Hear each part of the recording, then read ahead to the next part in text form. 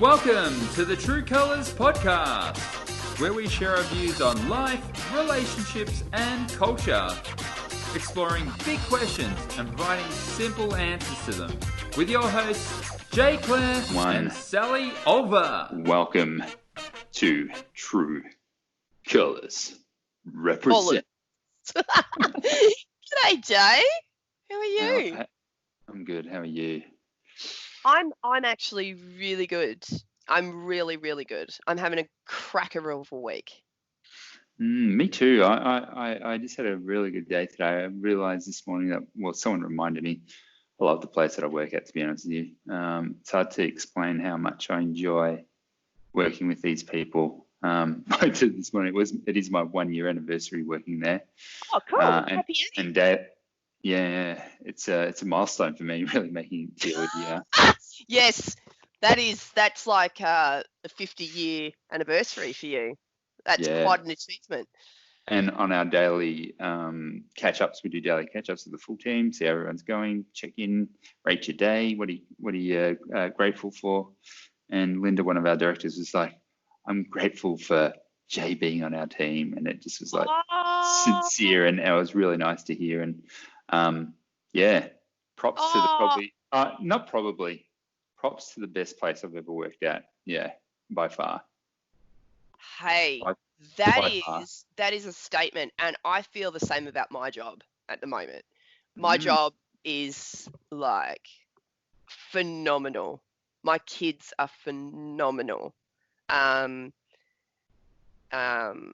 Investing in the lives of teenagers. I would have never have thought I'd have landed a role like this, but I have.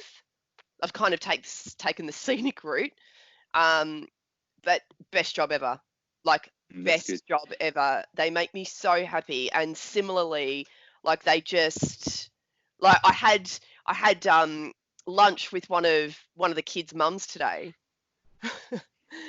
And the mum said that she'd told her daughter that she was having lunch with me, and the daughter was like, "Oh, Mum, please, can I have the day off, please? Can I please come and see Sally?" And I was like, "Oh my gosh!" And another one said that, like, it's the highlight of their youth experience that I'm there, and like just that beautiful feedback. And I would assume your experience is exactly the same as mine, in that we don't try to be, we're very sincere people. Like we are who we are.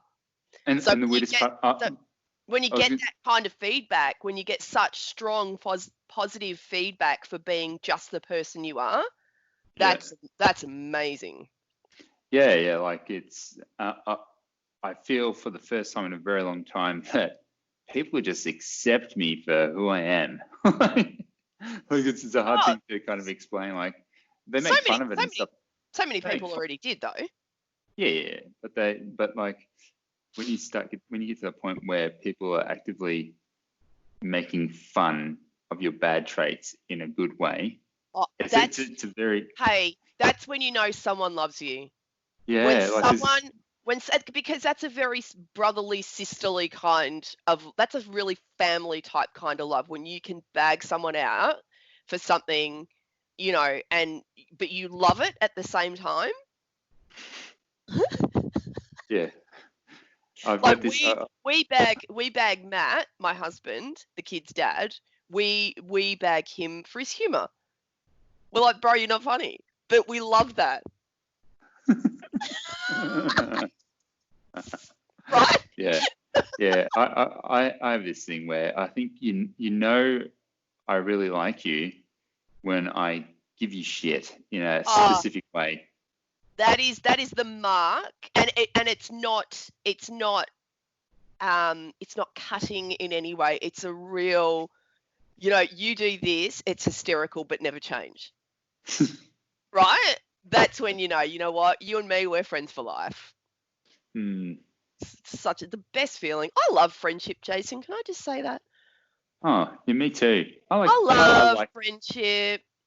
Yeah, we're lovers. You and I we're such lovers. We love family. We love friends. Like I'm just in my own little love land, and I'm not coming out. Yeah, friendships are good. That's a good way to start the show, seeing as we got Yes. like a couple of interesting topics to talk about. What are we going to hit first? We do. Well, we've just established that we love friendships, right? We love people, we love relationship, we value that. But then there are things that we don't really value. Right? And I was just driving along the other day and I'm, mulling over topics to hit on our cast. And I thought, it'd be a really good topic if Jason and I discussed the things we need to let go of. The things we need to make peace with. Right? Because you and I, we are lovers, but we have very strong opinions about certain things that we're just like, that's... What's the word that they use for that? They're very, is it enthusiastic or... Passionate? Passionate. Passionate's overused. We need a whole episode on find another word. There is other words for passionate. Like there are other words for authentic. Please stop overusing buzzwords. There's a word that has that has fallen into my vernacular. Yeah. Your rhetoric. It's saying ultimately it's the worst. I blame my work for it. I haven't noticed, but if I pick you up on it. So the way that you have that habit. The way that is used now for me is I'm reading this book, but ultimately it's the worst. It's ultimately the worst, Jason. Ultimately. So I think, okay, I'll get the ball rolling. There are certain things that annoy me and I'm just like, that is so wrong, but I need to make my peace with it. And it's sort of like, what's your number one? Number one, let it go topic. Number one, let it go. I don't know if it's I don't know that it's my number one, but it's the first thing that came to my mind, right? And I thought to myself, yeah, I need to let that go because staying angry about that really doesn't serve much purpose. What is it? It is people that you let in, like you're driving, you let them in and they don't wave. The non-return wave you get. The non-return wave. Or if they make a mistake, if they do something wrong on the road and it's their error, but there's no accountability. I'm like, I get road ragey. The kids are like, Mom. You know what it is? It's epigenetics. Shut up, idiot.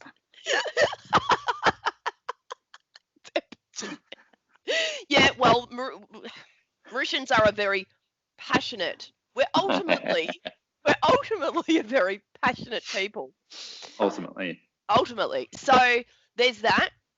But on a more serious note, I was like, okay, come on, Sal, you got to bring a bit of perspective to the table.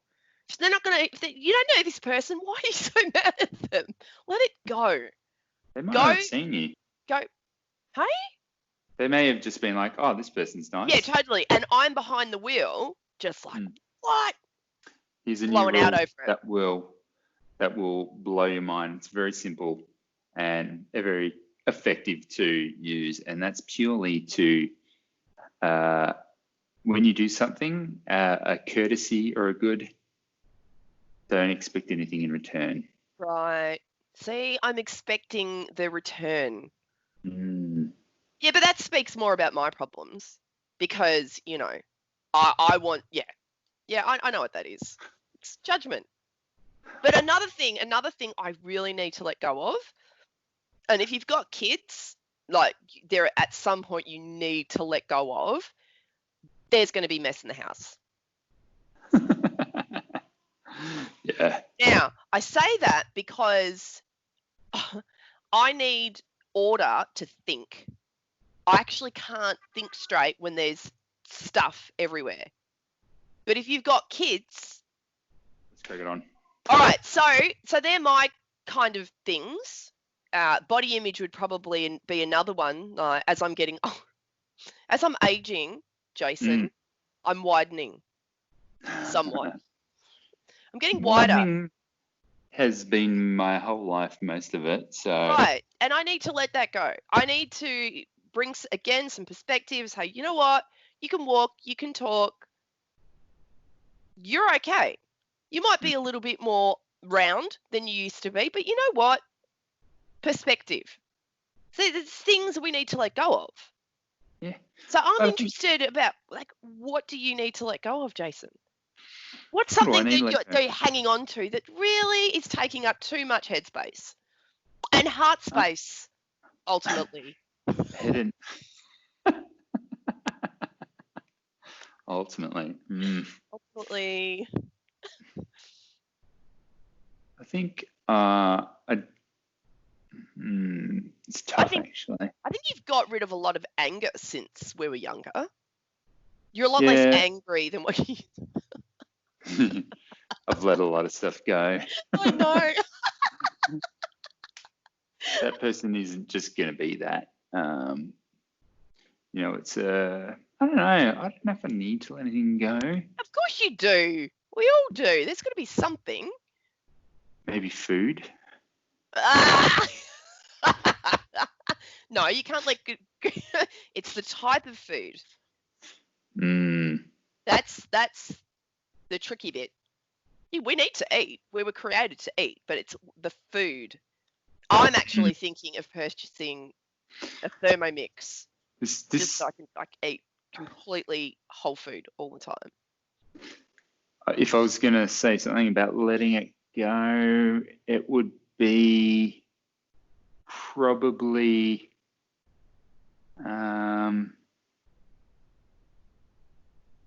maybe expectations. Oh, see, told you there's something. Right. Break that down. So, it's similar to that thing that I said to you before, like if you do something good for someone, don't expect anything in return. So you even place expectations on so many things, not just like a reciprocal thing, just expectations for life, expectations for your career, Yep. So I think these expectations are almost limiting in itself as well. Almost. Expectations are. So yeah, out of perspective. I'm sorry, you go.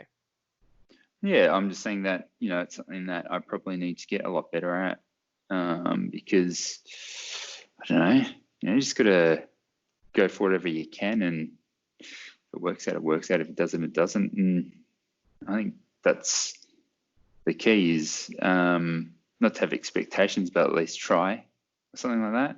Oh, That for makes sure. sense?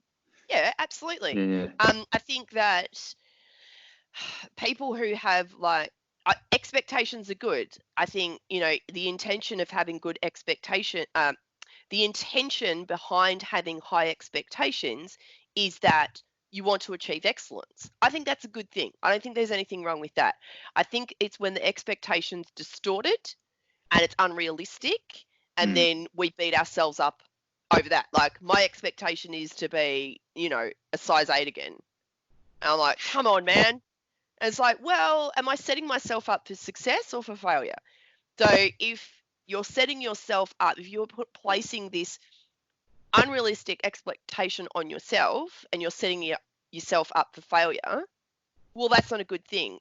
Similarly, when we place those expectations on others, when we project those unrealistic standards on others, like that damages relationship, because it's so much more opportunity for offense, because you're like, you didn't meet this standard, and it's like, well, was it a realistic standard in the first place, or is the person just a human? And I think if we have these unrealistic expectations of people, you can guarantee that at some point you will be disappointed. It's true. That is Very absolutely true. If you place those sort of expectations on yourself and on others, distorted ones. I'm not talking about boundaries. That's a whole other discussion. I'm talking about expectations that are really, edging toward. And an example of that is I'm sure over the 20 years or so that we've known each other that we may have disappointed each other in one way or another, but I can't really think of anything. Yeah, but we have a bit of a different relationship. Like our relationship, we just get it all out there right there and then. Like we call each other out pretty quickly. So we have a bit of a different relationship, and our culture is that it's just you just blurt it. You just blurt it. So we get that about each other, right? But I'm talking just other people. At one, like I know I can say I won't, but there, an expectation I put on someone that, could have had really bad consequences. Glory be to God it didn't, and that relationship salvaged. And I can think of others as well where I'd just be like, oh, you should have acted like this. You should have done this. Like, how could you not? And then when you come away, you go, well, because they're a human and they're going to get it wrong just like I will. What's it saying? Different horses for different courses or whatever it is? Horses for courses. Horses for courses, yeah. Of course. So, yeah, letting it go. What else? Probably, it's not that I care about what people think. I've never really cared to an extent, but more that it's extremely difficult to change people's minds. Oh, we can't, and we don't have the right to. No. We don't have the right to. Like, neither of us would appreciate it if someone was trying to change our minds. We'd be like, dude, back up. Like, if you want to have a conversation about something, that's cool, but don't try and change my mind about anything because you will fail. I will just I'll just wall up straight away. Just be quiet. Yeah, so I think the rule of thumb there is if someone believes in something, just let it go. You need to let it go. You need to go Elsa on that thing and let it go. Anything else for you? Well, political correctness, Jason. Do we need to let that go? If we do, I can't see us letting it go in the near future. I'm not going to let it go. No. Let me rephrase that. Not political correctness. Political correctness madness, as you put it. I like that. PC madness. Yeah, it's like an extreme political correctness. So where give us some examples. It even encapsulates sort of revisionist history and stuff like that, where people have this, I don't know, weird thing that they need to bear the brunt of past sins that you had nothing to do with. And I think it's what's driving most things. So, and in most cases right now, the hot political correct topics are obviously Black Lives Matter. So anything to do with race, gender. Yeah. What else is there? Transgender. Talk about a big topic.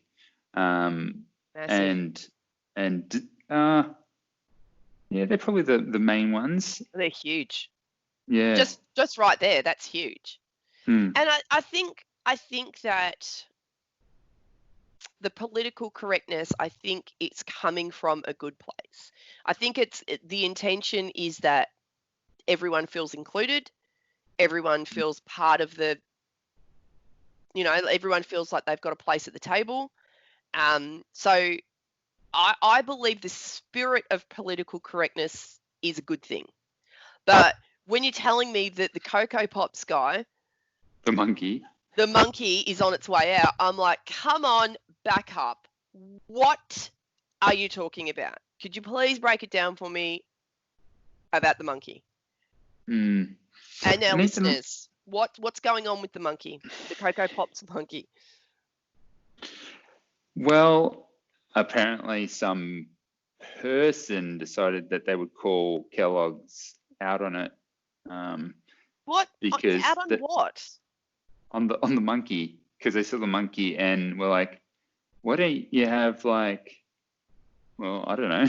I don't even understand what the argument is, to be honest with you. It's just a monkey. Like, I know there's a connotation between a racial slur to to compare black people to monkeys, but there's no comparison there. It's just a monkey. It's just a monkey. They've got like a swag of animals they use on their packets, So What about the parrot for Fruit Loops? That's like I would never look at that monkey, and I am a person of color. I would never look at that monkey and go, you know what, that is so offensive. And speaking of political correctness, you did the perfect example of how language has changed. Person of color. Like, that wasn't a term that existed 15 years ago. No. So, yeah. And that's an example of political correctness.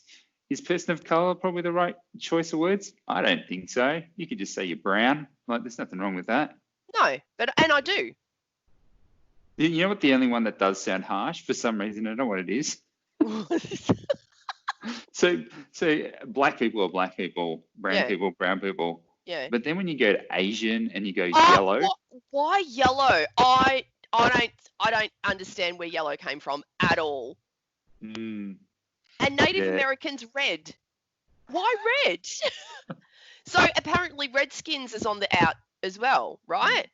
With Chicos as well. Chico. What else? I love Chicos, man.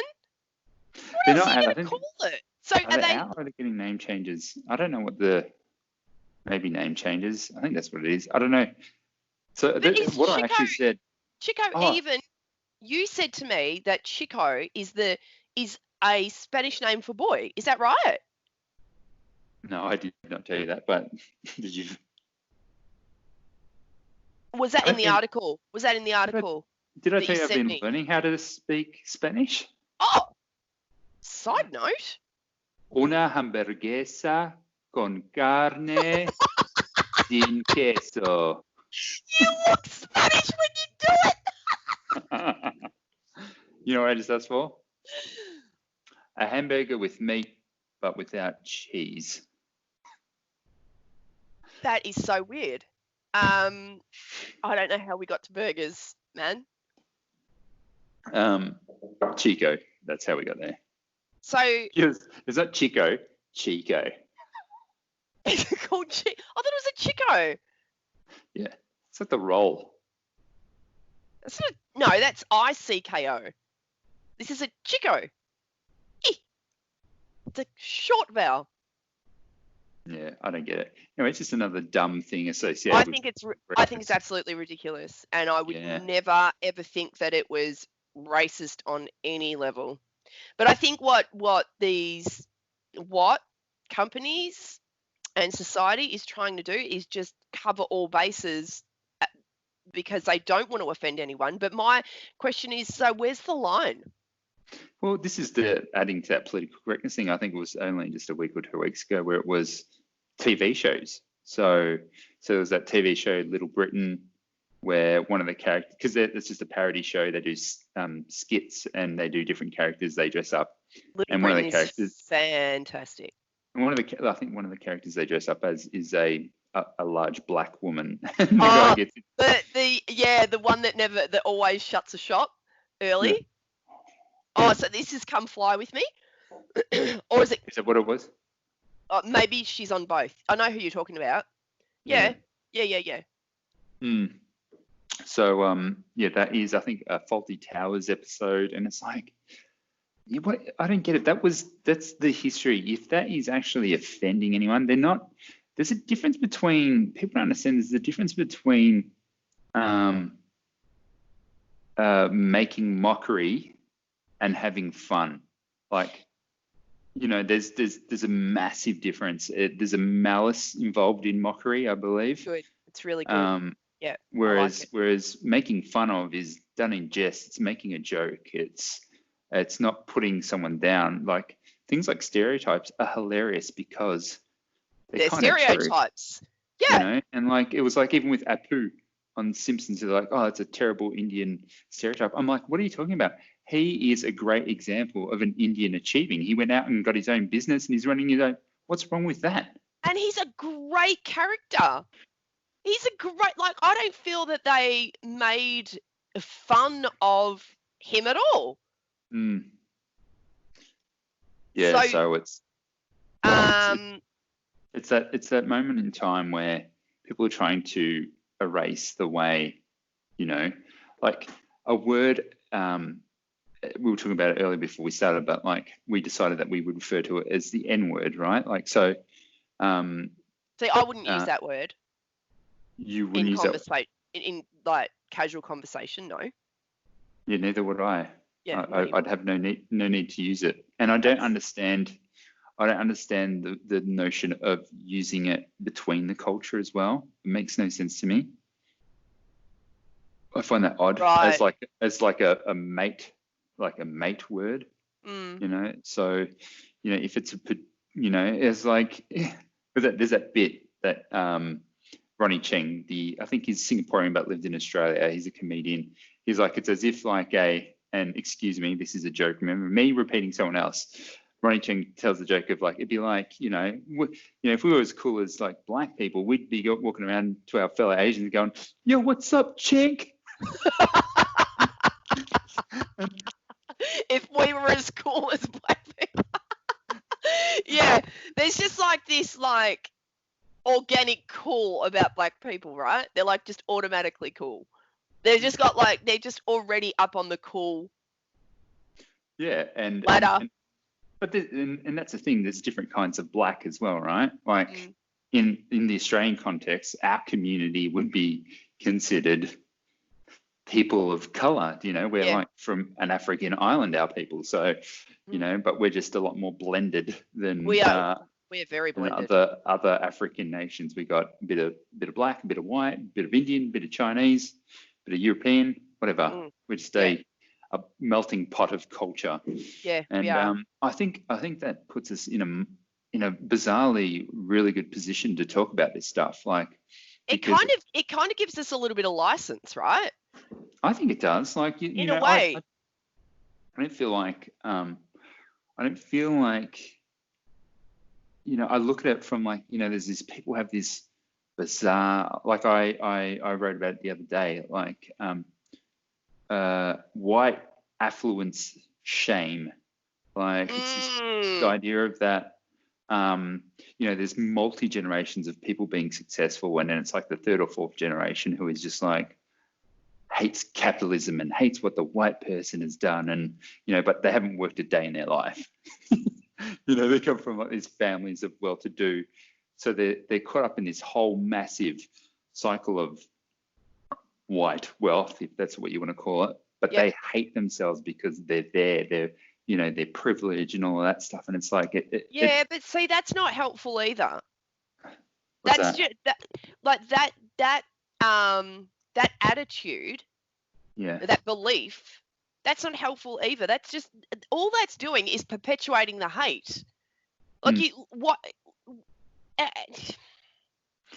don't. And get, I feel like so many of these movements and so many of these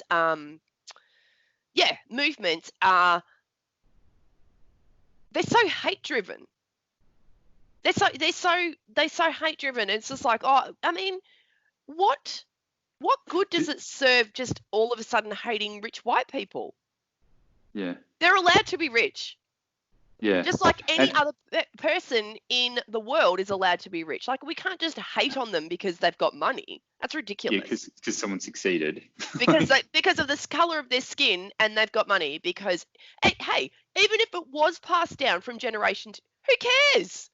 Enjoy. Like, what are you supposed to do? Yeah, it's like a extreme jealousy kind of, like a cultural jealousy kind of thing. I like that idea of that. We don't all start from the same place, but we end up ultimately.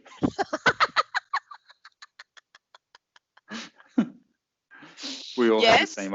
We all have the same opportunity to achieve. Like, anyone can do anything. No, that's wrong. No, it's not. No, they can't. What? Anyone in the whole world? Yeah.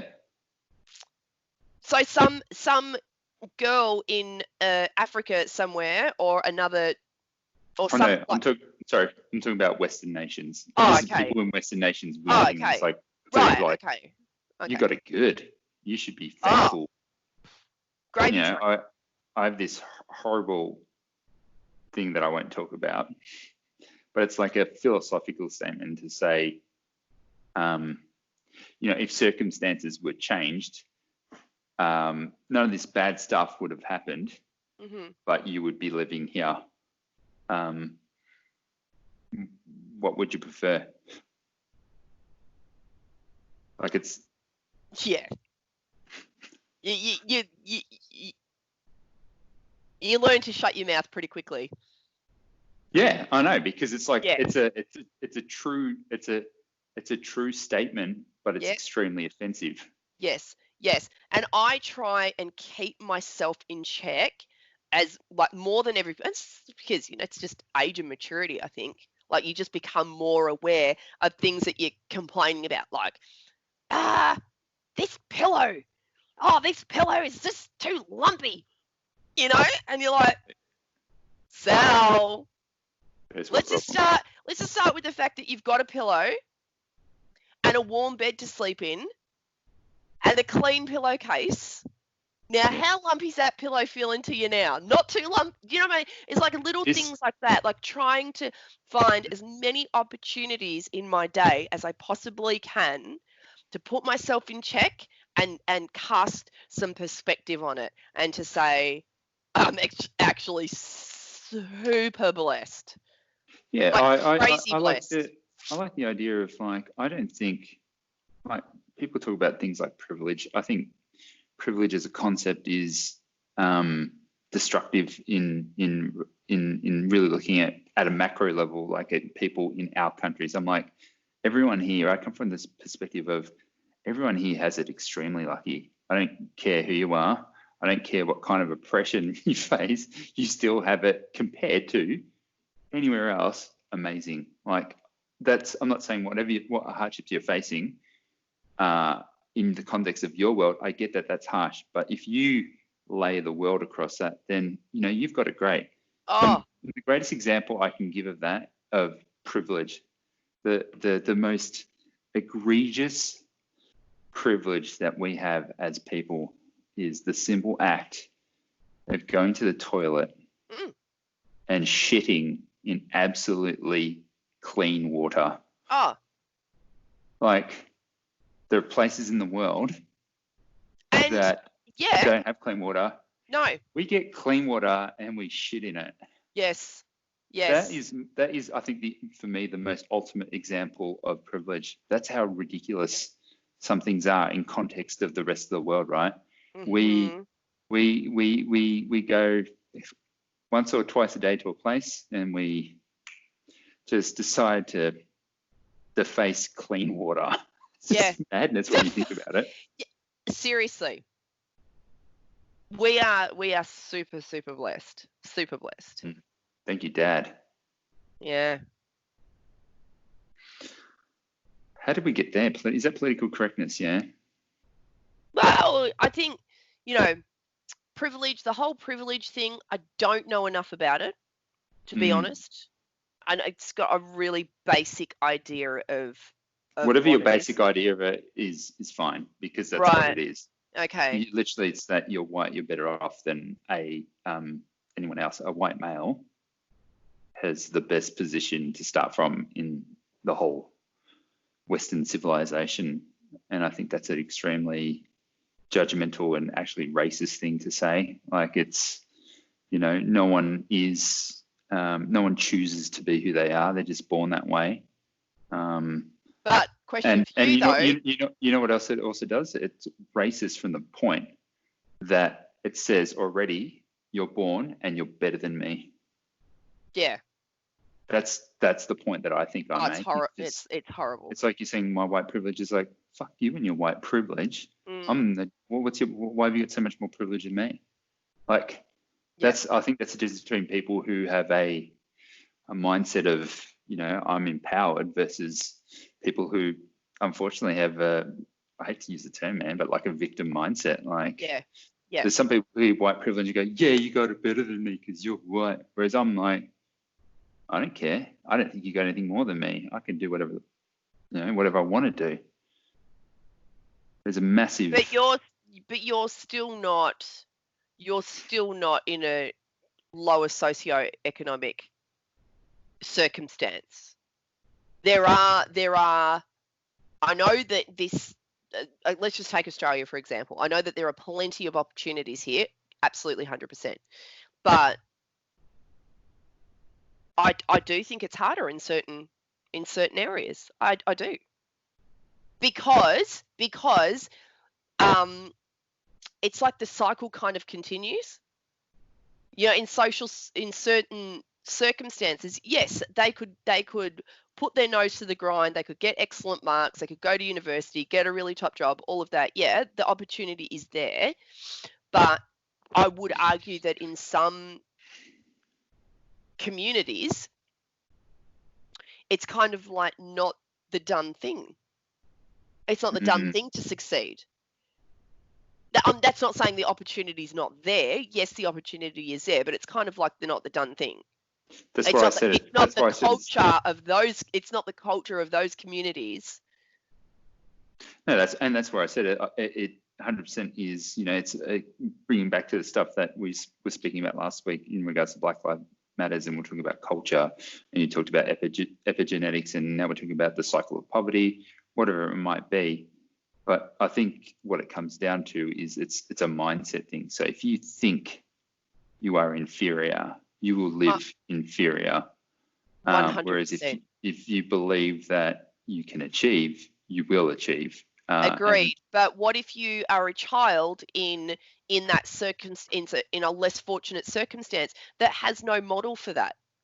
Well, I would suggest that the reason why an example that would be us as people. I don't think we grew up in exactly great neighborhoods. Like it was probably the lowest socioeconomic area of Melbourne. So and unlike you, I had the and I say this as not as a disparaging thing, but it's just the reality that I was lucky enough to grow up in a what do you call it? Atomic. Is it atomic family? What is that? What you call it? Nuclear atomic. An ultimate family.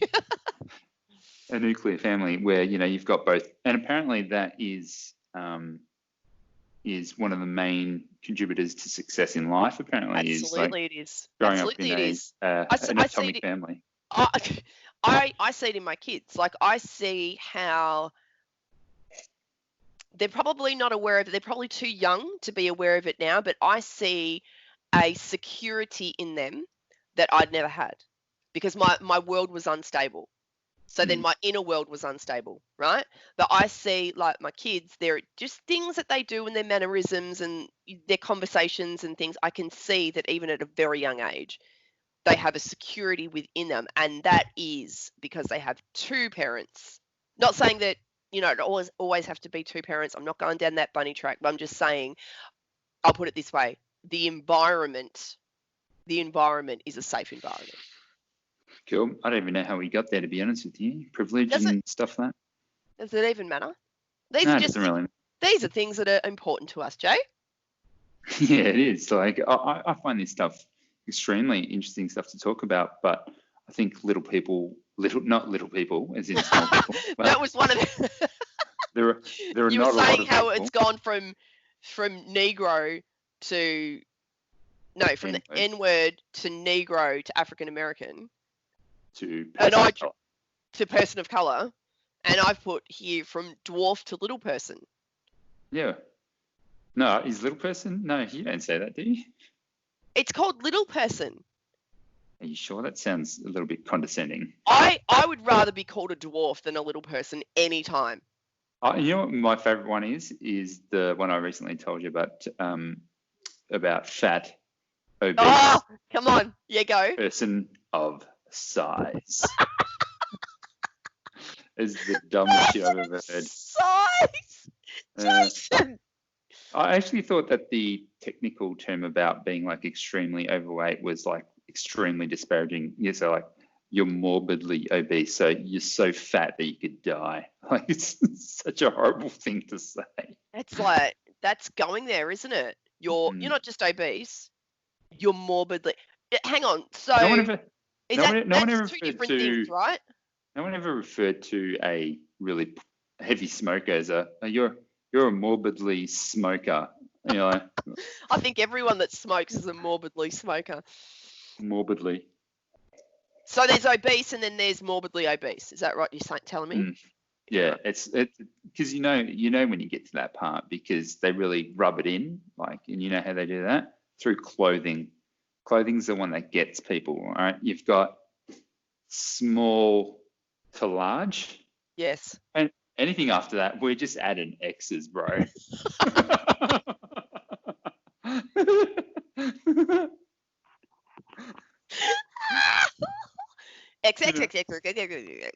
So like it's like when you go to the the yellow rack at Target, Southstar. I know that yellow rack too well, Jason. Yellow rack, and like there's either like clothing for little people or like Or the there's like XXXLs of our community. There's 5 X's. on Nothing this, in between. You pull out the shirt and it's like a tent. Like, whenever I pull up those shirts, it makes me feel good about myself, to be honest. Like, I'm not too bad. Do you know what? It worries me that people who are morbidly obese, it's just so unhealthy. It's like it scares me. It's scary, like the pressure that must be putting on the organs, and it's not good. Oh, I think we should move to a few unpopular opinions, like like a fast round. All right, lightning round. I'm bad with my words tonight. Fast round. You know what? You've got a little baby. You're allowed to be bad with your words. Okay, unpopular opinion. Tomato sauce should be kept in the fridge. I think so. True. Are you with the true? True or false? I'm saying true. Yeah, I'm down with that. I think so. I think so too. Coke tastes different than a can poured over ice. So when you drink Coke in a can, it tastes different to when it's just poured in a glass in ice. Yes. You think so? I do, and I'll tell you something, because my kids love apples cut up. They're like, "Oh, Mum, can you?" I'm just like, "Just wash it and just eat it." No. Can you cut up? And I googled it, and I was like, is it true that cut up apples like taste better than? And apparently, a chemical is released when the steel hits the flesh. The flesh. Now, I don't know how much truth it seemed like, I was like, okay, maybe. But apparently a chemical's released that is not released if you just bite it. So if you take that theory, if the Coke is in a can, like, I absolutely agree, like, things taste better in different vessels. Like, I wouldn't have wine in a mug. Yeah, there's something about mugs that changes the flavour of most things, actually. Yeah, I think it's because a mug is supposed to keep things warm. You're not supposed to drink cold things out of it. So I'm going to say yes, because I feel that the vessel changes the taste. Strawberries get more credit than they deserve. Nah, love a good strawberry, especially a good ripe one. Not a moldy one, but a good ripe strawberry. And I love the way my kids smell when they've eaten strawberries. So disagree. They're surprisingly actually not sweet. Like, I don't find them to be sweet. It's a little bit of a bitterness there, Jay. Mm-hmm. Oh, here's a very controversial one. Bring Vegetables are better than dessert. What? Who said that? Well, I guess it depends what vegetables and what dessert. Like, if you're talking about like a Brussels sprout and a chocolate mousse versus a tomato and a trifle,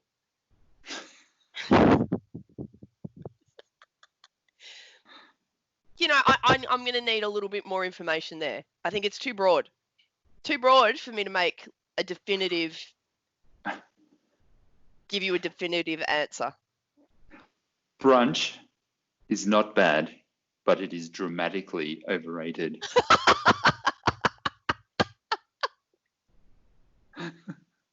True. Yeah, I kind of agree with that. It's like it's like a late breakfast more than anything else. Just late breakfast. It's really not. It's not. It's called lazy people. Sleep-ins. Yeah, it's very overrated. I'll give you two more. Nuts in chocolate is really, really wrong. I love nuts in chocolate. Matt always buys me the hazelnut chocolate from Aldi, and I've even, dare I say, I've even gone to the dark side. When I say the dark side, I mean like old people's side. I don't even mind a bit of a fruit nut. You know what it is? It's the fruitcake of chocolate. It's like dense. It's got like sultanas and crap in there. You're like, what When is this? I was little, I was like, that's not even chocolate, man. That But is. I have to. Speaking of that, I don't know what it is about fruitcake, but if I taste a good fruitcake, I go nuts. I am polishing at least like a slab. Like a really good, Just eat it. dark, moist, spongy. They're all right with custard. Oh no, you just lost me. Last one. Okay. Last one. Hang on. Oh, I have no idea about this and I have no opinion on it, but it literally says Taylor Swift doesn't have any award-worthy albums. False. False. What's the best album? Well, they're all different. Do you know? They're all they're all very different. I do, and I'm just trying to sort of file through them. I think she's got 5 albums. There's Red, and so this is where she sort of went really pop. Reputation, and the one before, 1989. That's my favorite. Oh, okay. 1989. Yep. How could I even not? Yep. Is that when she was born? Is she 31? Yeah. Oh, she's much older than I thought. Well, when she would have been, when she launched her career, she would have been a lot younger, but she's been around for ages now. 5 albums. That is a lot. I think it's about 5. Well, Salsa, on that note, I think it is time for a wrap, but I thought there were some really interesting things that we spoke about there. Always. But I could talk about political correctness forever, to be honest with you. We always do. Mm. But we give the edited version to. And truth be told, if we were to show our true colours, from my opinion, I'm fairly anti-PC. Like I like the way that things are. Yeah. I get words that need to change for. And I think you hit the nail on the head. As long as it's not mean-spirited. But I think that it's too open-ended and the risk of offence is too high. That is why they have cracked down on everything so hard. Well, good luck in that brave new world. I don't want to live there. People's thresholds are different.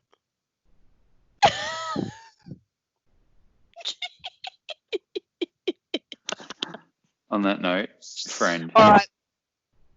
See ya. Have a good Is there week. anything else you need to let me know about? So much more. We'll save it for another episode. 2 happy thumbs up. Too happy.